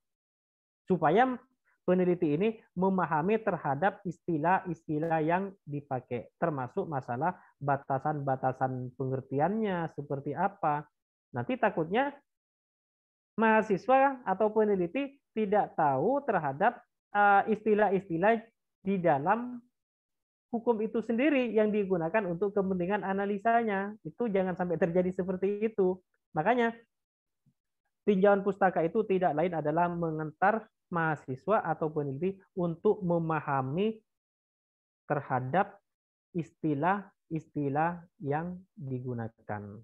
Jadi itu ya, itu merupakan strategi untuk memenuhi target. Kalau mahasiswa itu menulis tesis misalnya minimal 60 halaman misalnya ya. Jadi harus banyak kutipan di dalam tinjauan pustaka. Kalau di tinjauan pustakanya itu kering alias itu miskin di kajian pustaka, maka saudara itu akan bingung nanti pada saat mau menganalisa di bab pembahasannya. Tapi kalau sudah banyak pengetahuan di tinjauan pustaka, insya Allah itu mudah. Tinggal saudara itu meramu. Ngerti meramu ya? Tinggal teman-teman mahasiswa ini meramu. Meramu apa? Meramu apa yang ada di tinjauan pustaka. Disambung-sambungkan gitu. Ya diolah lah, ibaratnya orang mau buat kue itu bahannya sudah ada, tinggal orang yang mau buat kue itu mencampur adukkan bagaimana supaya menjadi kue sesuai dengan harapan, sesuai dengan tujuan yang diinginkan. Ya perbandingannya seperti itulah, saya kira gitu. Jadi tinjauan pustaka itu merupakan bahan-bahan untuk dijadikan hasil olahan yang baik.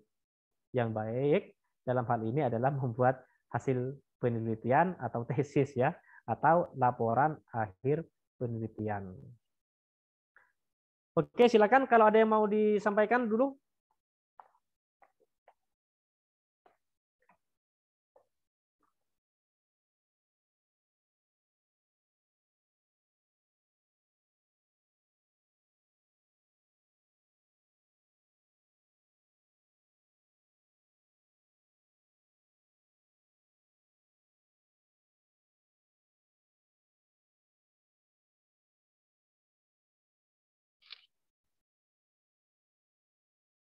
Nah, yang terakhir dari rumusan proposal penelitian, jangan lupa daftar pustaka. Nah, cara penulisan daftar pustaka ini tentunya berdasarkan kepada referensi-referensi yang digunakan di halaman-halaman sebelumnya. Jangan sampai timpang nanti. Misalnya di dalam halaman-halaman sebelumnya itu bukunya atau referensi yang digunakan itu hanya ada 50, ternyata di daftar pustakanya kok ada 60, itu nggak boleh gitu. Jadi harus match antara catatan kaki yang digunakan di halaman-halaman sebelumnya itu nanti yang menjadi daftar pustaka. Jumlahnya itu sama. Kalau daftar pustakanya dari awal dipakai itu ada 50, maka di daftar pustaka itu ada 50 juga. Tidak kurang dan tidak boleh lebih. Itu harus match itu ya. Silakan itu diingat oleh teman-teman.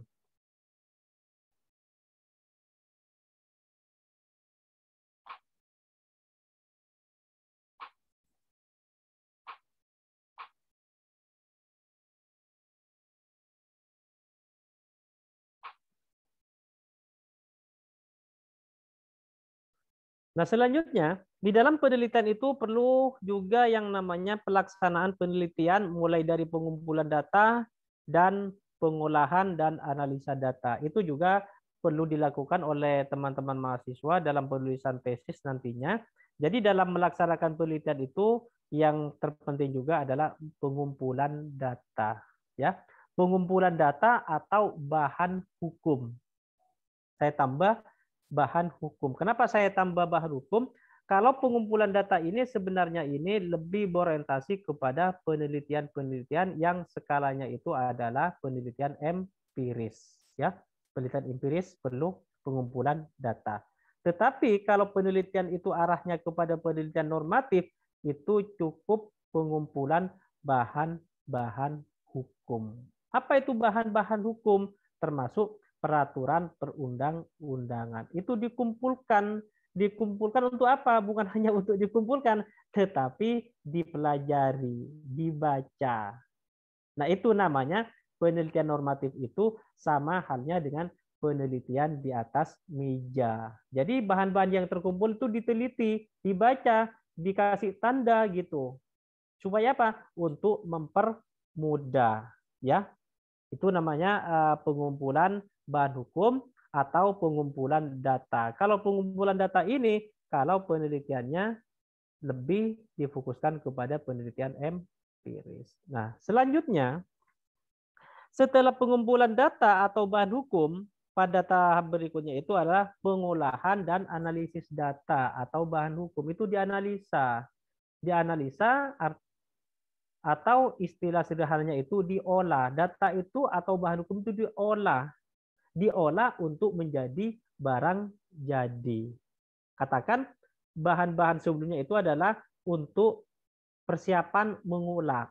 Kalau ibaratnya orang buat kue, bahan-bahan itu adalah persiapan untuk membuat kuenya. Nah, pada saat membuat kuenya itulah kalau dalam penelitian ini yang disebut dengan pengolahan dan analisa data. Jadi data dan bahan hukum yang ada itu dianalisis. Dianalisis dengan apa? Dengan menggunakan metode, dengan menggunakan kajian pustaka, atau dengan menggunakan teori-teori hukum. Itu cara mengolahnya nanti.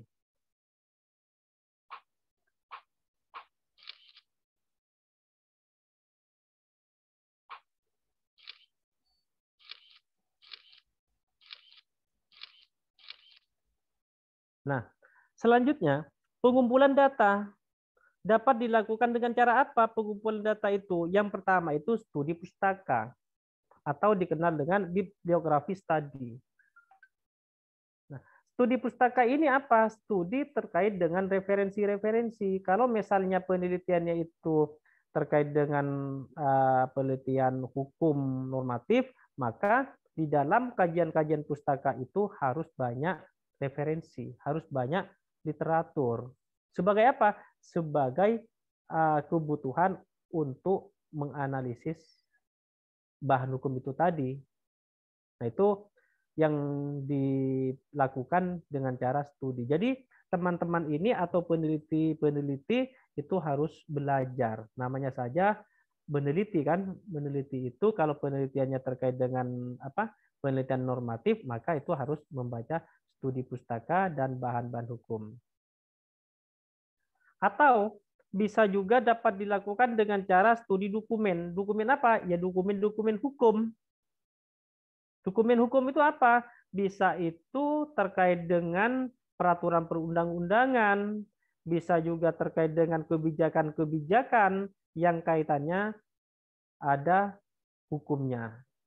Itu bisa dijadikan sebagai data-data yang berupa dokumen. Saya kira dokumen teman-teman sudah paham ya, bicara dokumen ya. Ya paham ya teman-teman, dokumen itu tahu ya, sudah ya, tidak perlu saya jelaskan secara sampai kepada titik bengiknya ya. Saya kira sudah paham. Jadi studi terhadap dokumen. Dokumen itu apa? Ya macam-macam. Kalau itu dokumen masalah hukum itu paling tidak berupa peraturan perundang-undangan. Atau misalnya studi arsip. Arsip itu apa? Surat-surat yang terkait dengan penelitian. Itu juga bisa dijadikan data. Pengumpulan datanya bisa berupa studi arsip. Atau pengumpulan data itu bisa berupa observasi di lokasi penelitian. Nah, ini menyangkut masalah penelitian-penelitian yang empiris. Jadi kalau teman-teman ini mau melakukan penelitian empiris, maka pengumpulan datanya itu bisa dilengkapi dengan observasi di lokasi penelitian. Jadi sebelum melakukan penelitian itu sudah ada observasi. Untuk apa? Untuk mempermudah. Nah, atau data itu juga berupa wawancara atau interview. Ingat, wawancara atau interview ini dibutuhkan hanya untuk penelitian-penelitian yang empiris. Ya. Untuk penelitian-penelitian empiris ini memerlukan yang namanya wawancara atau interview. Tetapi untuk penelitian yang normatif tidak perlu wawancara. Ingat ya, jangan sampai pada saat penulisan tesis nanti penelitiannya normatif kok wawancara, itu salah alamat nanti itu ya. Itu salah alamat, itu akan di cancel nanti gitu. Jadi harus ingat kalau penelitiannya itu normatif itu tidak perlu wawancara, tapi kalau penelitian empiris itu wajib ada wawancara atau interview. Dengan siapa? Dengan pihak-pihak yang terkait. Dengan informan-informan terkait. Yang terkait itu siapa? Ya tergantung kepada penelitiannya. Kalau penelitiannya itu studi kasusnya mengenai mengenai pertanahan misalnya, maka yang diwawancara itu diantaranya dari orang-orang pertanahan. Jangan wawancaranya kepada Satpol PP.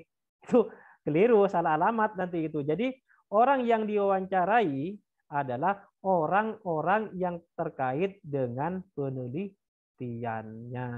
Bukan semua orang diwawancarai nanti, jangan tuh, nggak boleh gitu. Nanti studi kasusnya misalnya di rumah tahanan yang diwawancarai misalnya Dignas misalnya itu nggak nyambung gitu nanti gitu. Jadi harus sesuai dengan porsinya. Nah, berikutnya pengumpulan data itu juga berupa kuesioner atau angket ya. Untuk melengkapi penelitian-penelitian yang berbau empiris itu juga dilengkapi dengan kuesioner. Kuesioner itu bisa itu langsung kepada orang seperti halnya wawancara atau melalui melalui angket yang berupa pertanyaan-pertanyaan yang dibuat di kertas. Dibuat di kertas diberikan kepada pihak-pihak terkait untuk diisi. Nah, silakan teman-teman ini dari pengumpulan data ini nanti kalau misalnya itu yang empiris, tambahannya itu adalah observasi lokasi penelitian, wawancara, dan kuesioner. Tapi kalau yang penelitian normatif itu sangat sederhana, tidak perlu wawancara, cukup di rumahnya saja. Cukup di rumahnya saja, peraturan-peraturan yang dibutuhkan itu dikumpulkan dan dibaca. Kalau penelitian normatif ini lebih mengarah kepada atapa gitu, semedi gitu. Nyepi di mana? Nyepi di rumahnya masing-masing gitu, dengan cara membaca studi pustaka, studi dokumen maupun studi arsip. Itu ya. Silakan kalau ada pertanyaan dulu. Kalau ada yang perlu ditanyakan atau perlu didiskusikan.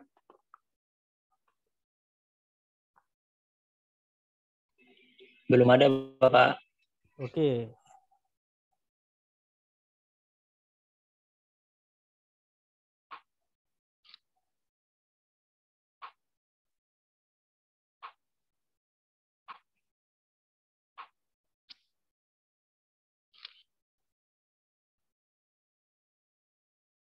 Oke, selanjutnya mengenai pengolahan data dan analisa data atau bahan hukum ya, saya tambah ya, lupa nggak ditambah. Pengolahan dan analisis data atau bahan hukum. Nah, pengolahan data atau bahan hukum meliputi tahapan apa? Ini ada tahapannya. Yang pertama itu pemeriksaan data atau bahan hukum. Jadi sebelum dianalisis itu harus diperiksa dulu. Kalau misalnya penelitiannya itu normatif, periksa dulu peraturan perundang-undangannya ini masih berlaku atau sudah diganti atau sudah dikubur yang lama itu. Harus dipastikan dulu. Jangan-jangan nanti peraturan perundang-undangannya ternyata sudah 10 tahun diganti misalnya. Nah, itu harus diperiksa terlebih dahulu atau yang disebut dengan editing, dengan cara mengedit. Atau misalnya kalau penelitian normatif itu jangan lupa juga mengoreksi, memeriksa bahwa peraturan itu sudah ada perubahannya. Tidak diganti tapi ada perubahannya. Itu juga harus diperiksa atau harus dicek keberadaan dari peraturan perundang-undangan maupun data maupun dokumen maupun arsip bibliografi dan lain sebagainya itu harus ada yang namanya pemeriksaan atau yang dikenal dengan editing. Nah, terus tahap berikutnya ada juga yang namanya penandaan data atau bahan hukum, coding.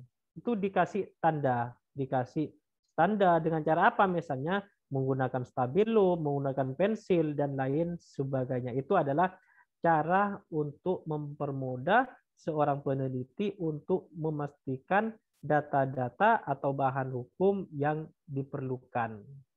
Jadi misalnya teman-teman ini baca referensi atau dokumen-dokumen lain, itu ketika itu yang dibaca ada kaitannya dengan apa yang diteliti, itu harus dikasih tanda. Dengan cara apa? Terserah teman-teman, apakah itu tandanya menggunakan pensil atau stabilo dan lain sebagainya. Nah, berikutnya ada yang namanya penyusunan data. Constructing, penyusunan data. Jadi data yang sudah diperiksa, data yang sudah dikasih tanda, selanjutnya itu perlu penyusunan, itu disusun. Disusun itu artinya melakukan yang namanya analisis. Dianalisis, disusun untuk apa? Untuk dijadikan sebagai jawaban terhadap rumusan masalah.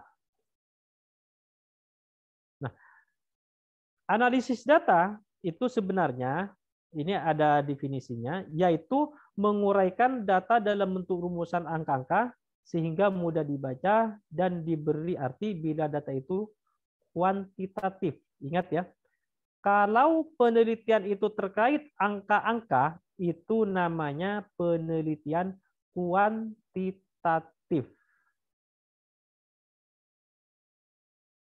Perlu diingat oleh teman-teman, kalau teman-teman dalam melakukan penelitian tesis misalnya itu ada angka-angkanya, itu masuk dengan penelitian yang kuantitatif. Dan menguraikan data dalam bentuk kalimat yang baik dan benar sehingga mudah dibaca dan diberi arti atau interpretasi bila data itu kualitatif. Kalau datanya itu kualitatif, bukan angka-angka, maka cukup diberi kalimat-kalimat yang baik dan benar sehingga mudah dipahami dan diberi penafsiran oleh peneliti itu sendiri ataupun orang lain. Itu namanya analisis data. Jadi kalau datanya itu ada angka-angka, maka itu adalah data yang terkait dengan kuantitatif, dan data-data yang terkait dengan kalimat yang baik dan benar, tidak ada angka, maka itu masuk data yang disebut dengan kualitatif. Saya kira itu dari teman-teman, jangan sampai lupa ya.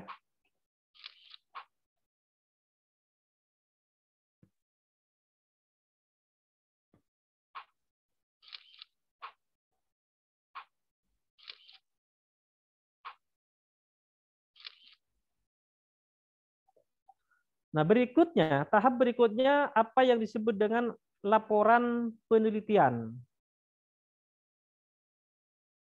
Laporan penulisan hukum atau laporan hasil penelitian merupakan hasil penyajian data yang sudah diolah dan dianalisis dalam bentuk suatu karya tulis. Nah, terakhir, teman-teman ini ketika sudah melakukan pengolahan data, analisis data, dan lain sebagainya, terakhir itu melakukan yang namanya laporan hasil penelitian. Laporan hasil penelitian itu yang pada akhirnya disebut sebagai karya tulis ilmiah. Nah, di dalam laporan penulisan hukum atau laporan akhir penelitian itu ada 3 hal yang perlu diperhatikan. Yang pertama itu kemampuan menulis laporan. Jadi teman-teman ini harus benar-benar mampu membuat laporan sebagaimana buku pedoman nanti ya, sebagaimana buku pedoman yang diberikan oleh Pascasarjana. Harus ada kemampuan juga. Nah, setelah itu, sebelum laporan ini dinyatakan ini berakhir dengan cara diuji, maka perlu ada yang namanya seminar hasil penelitian. Nah, seminar hasil penelitian itu sebenarnya adalah fungsinya adalah untuk memberikan kesempatan kepada mahasiswa-mahasiswa yang belum melakukan penelitian tesis untuk mengikuti seminar untuk memberikan masukan-masukan. Kepada siapa? Kepada orang yang sedang memberikan hasil penelitian di dalam seminar hasil. Artinya, mahasiswa yang belum menulis tesis itu bisa tahu bagaimana prosesnya cara membuat tesis, bagaimana cara menyusun laporan, dan di situ juga lah mahasiswa itu bisa memberikan masukan-masukan untuk penyempurnaan dari apa? Dari karya-karya atau hasil penelitiannya supaya lebih sempurna, supaya lebih baik. Maka diperlukan seminar hasil penelitian yang memberikan kesempatan kepada mahasiswa lain untuk memberikan memberikan masukan-masukan dan lain sebagainya. Nah, yang berikutnya juga ada pengoreksian kesalahan penulisan laporan. Jadi di dalam seminar hasil penelitian ini sebenarnya ada yang namanya koreksi. Ada koreksi dari siapa? Dari pembimbing maupun dari mahasiswa. Ikut mengoreksi. Apakah itu terjadi kesalahan penulisan, apakah itu terjadi kesalahan dalam mengutip, dan lain sebagainya. Maka di situ sebenarnya seminar hasil penelitian itu tidak lain adalah untuk melengkapi kekurangan-kekurangan yang kemungkinan ada di dalam draft laporan hasil penelitian.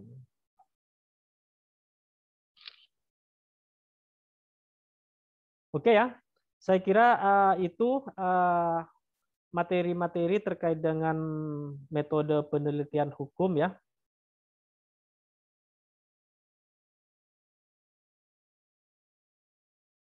Saya kira itu materi dari saya terkait dengan metode penelitian hukum. Silakan selanjutnya teman-teman itu berproses dan diimbangi dengan membaca bukunya ya, membaca buku terkait penelitian hukum. Nah, selanjutnya karena ini ada sesi nanti ya setelah istirahat, itu tentunya ada sesi lagi Tapi saya izin, kemarin sudah saya nyampaikan, saya akan berakhir sampai ini, sampai sesi sebelum duhur ya. Nah, selebihnya saya memberikan tugas kepada teman-teman ya, berikan tugas kepada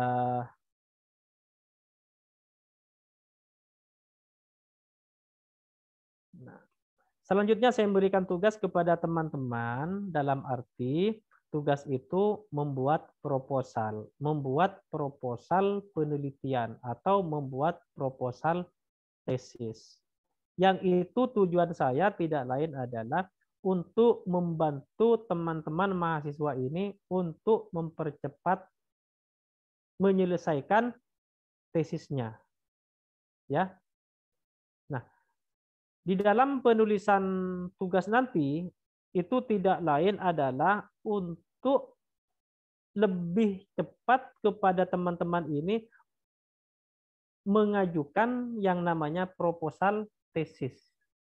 Manfaatnya dari tugas ini tidak lain, upayakan bahwa yang teman-teman ini tulis untuk tugasnya nanti itu diarahkan kepada tesisnya. Apa tesisnya nanti yang mau ditulis? Jadi dua hal itu tercapai. Satu sisi itu melengkapi tugas, satu sisi juga untuk kepentingan tesisnya setelah materi MPH ini. Ya, paham ya? Izin bertanya, Bapak. Ya, silakan. Untuk kerangka proposal tesis, kami tidak punya, Pak, sesuai dengan pedoman buku yang dari pasca sarjana itu, Bapak. Jadi gimana, Bapak? Terima kasih. Nah, untuk proposal, tadi sudah ada slide-nya ya. Nanti insya Allah saya buatkan kerangkanya yang harus ditulis di dalam proposal itu. Nanti kalau sudah selesai saya kirim kepada pasca biar pasca nanti menyampaikan gitu ya. Dalam hal ini Mbak Evi nanti akan memberikan kerangkanya nanti ya. Yang jelas kerangka itu paling tidak memenuhi pokok-pokok yang harus ditulis di dalam proposal itu. Di antaranya apa?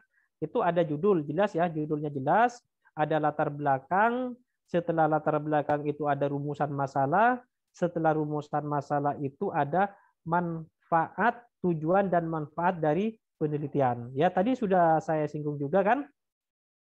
Nah, baru setelah itu metode. Metodologinya itu apa yang digunakan? Apakah penelitian ini diarahkan kepada normatif atau kepada normatif empiris atau kepada yang empiris? Silakan nanti itu metodenya juga diisi.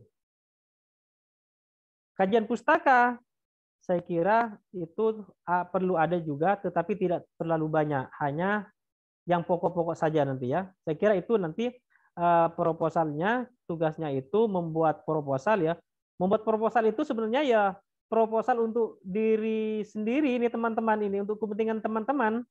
Cuman saya bungkus dalam acara tugas mata kuliah metode penelitian hukum. Tapi hakikatnya tugas itu adalah untuk kepentingan teman-teman mahasiswa sendiri. Untuk apa? Untuk penelitian tesisnya. Supaya tesisnya itu cepat selesai, tepat waktu. Ini saya dalam hal ini bagaimana mahasiswa ini bisa masuk bersama-sama, lulusnya juga bisa bersama-sama. Itu harapannya kan? Makanya semenjak dini saya upayakan proposal yang saya minta itu dalam tugas itu diarahkan kepada keinginan teman-teman mau nulis apa gitu. Ya, menulis apa. Jadi pada saat semester berikutnya pengajuan proposal tesis kepada pasca, teman-teman sudah ready, sudah siap gitu. Ini yang punya saya, sudah ada. Ketimbang besok semester akhir masih bingung mencari-cari masih apa yang mau saya tulis ini. Makanya mulai saat ini sudah ditentukan apa yang mau ditulis, terutama harus punya masalah. Ingat ya, kunci dari penelitian ini harus punya masalah. Untuk tahu terhadap masalah, silakan banyak baca hasil-hasil penelitian terdahulu. Teman-teman ini hanya menindaklanjuti saja gitu, menindaklanjuti dari penelitian terdahulu. Tetapi tidak sama, ada persamaan dan perbedaan. Perbedaan itulah yang dibutuhkan. Itu yang dimaksud dengan novelty, ada temuan baru. Temuan baru itu apa dari penelitian terdahulu? Sehingga itu masuk dalam kategori originalitas dari penelitian. Misalnya penelitiannya Mas Bahtiar misalnya ya, terkait dengan apa? Terkait dengan perlindungan anak misalnya ya. Sebelumnya sudah ada penelitian terkait dengan perlindungan anak, tapi dari sisi apanya yang diteliti? Yang diteliti oleh peneliti terdahulu itu apa? Yang Bahtiar ini perlindungan anak, tapi dari aspek apanya? Itu kan berbeda nanti kan?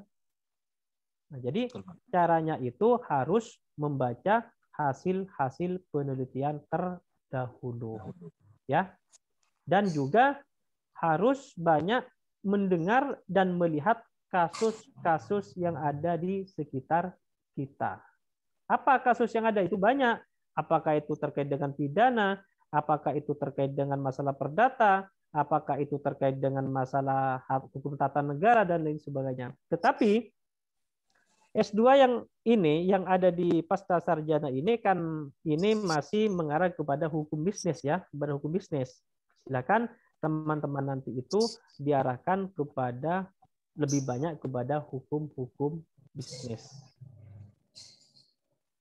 Silakan teman-teman nanti secepatnya bersegera mungkin membuat tugasnya, dan tugas itu nanti dikumpulkan pada saat UAS ya. Pada saat UAS itu dikumpulkan, dan UASnya nanti saya nilai bahwa proposal itu harus dipresentasikan. Dipresentasikan di mana? Tidak perlu kepada saya, tetapi cukup menyetor videonya kepada saya ya, melalui pasca sarjana. Nah, artinya saya paling tidak mengetahui terhadap keinginan teman-teman ini melalui proposal yang dibuat. Apa keinginan teman-teman yang dibuat? Nah, saya itu bisa mengoreksi dari presentasinya teman-teman, meskipun itu dengan cara menyetor videonya ya, videonya saja di store gitu. Nanti barangkali ada masukan-masukan dari saya kan bisa lewat ke pasca nanti gitu. Oh, ininya ditambah, ininya kurangi, ininya terlalu banyak misalnya. Saya kira itu manfaatnya nanti bisa dirasakan oleh teman-teman mahasiswa. Artinya ketika mahasiswa itu diminta untuk menyetor judul, itu tidak bingung, sudah siap gitu. Nah, kalau proposalnya itu sudah bagus, maka penelitian itu dianggap sudah selesai, 50% sudah selesai, tinggal 50%-nya lagi. 50%-nya itu ada di mana? Ada di pembahasan. Kalau pembahasannya sudah selesai, berarti itu tinggal diseminarkan, seminar hasil penelitian. Untuk apa seminar hasil penelitian? Tadi sudah saya sampaikan, sebenarnya itu tidak lain adalah untuk meminta masukan dari para pihak untuk lebih sempurna tulisan tesis itu. Oke ya, saya kira itu ya. Jadi nanti setelah duhur ini tidak ada istirahat, langsung saja diganti dengan penugasan dari saya ya. Dan itu dikumpulkan pada saat UAS nanti ya, melalui pasca sarjana, dan juga UASnya itu berbentuk presentasi tugas saudara, tugas teman-teman ini dengan cara membuat videonya saja ya, membuat video, dan video itu nanti saya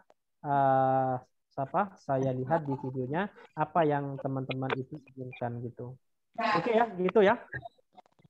Mungkin ada yang perlu ditanyakan, silakan dulu. Kalau ada yang mau ditanyakan, jelas, silakan. Pak. Cukup jelas ya. Cukup, Pak.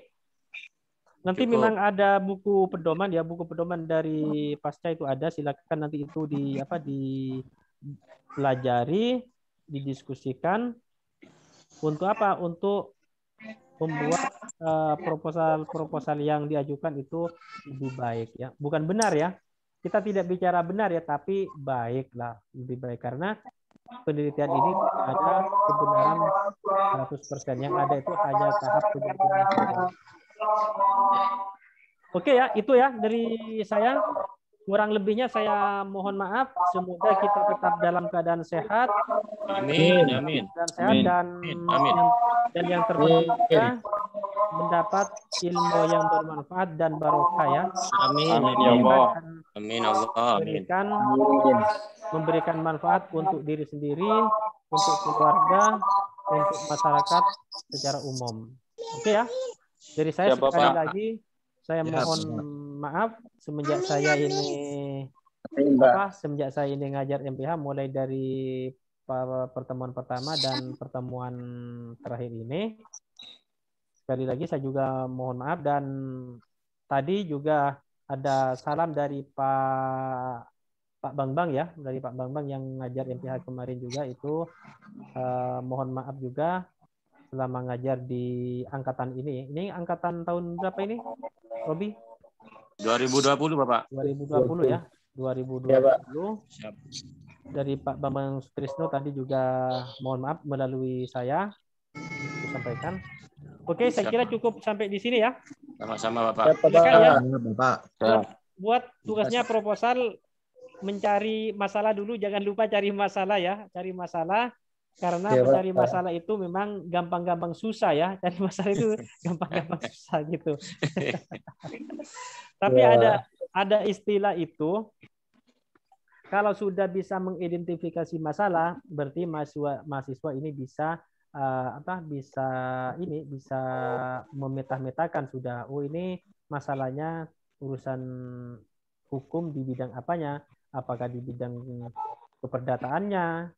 Apakah di bidang kepidanaan misalnya, karena di dalam hukum bisnis itu ada juga aspek-aspek pidana kan gitu kan? Iya Pak. Saya kira ini sudah lengkap juga ya. Ada dari teman-teman yang profesinya kerja di kantor kejaksaan, ada di kepolisian, ada di pertanahan, dan semuanya ini sudah ada di dinas semua ya.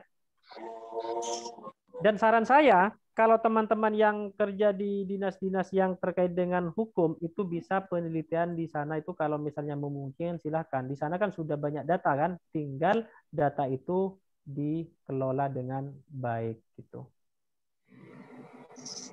Oke, saya akhiri ya.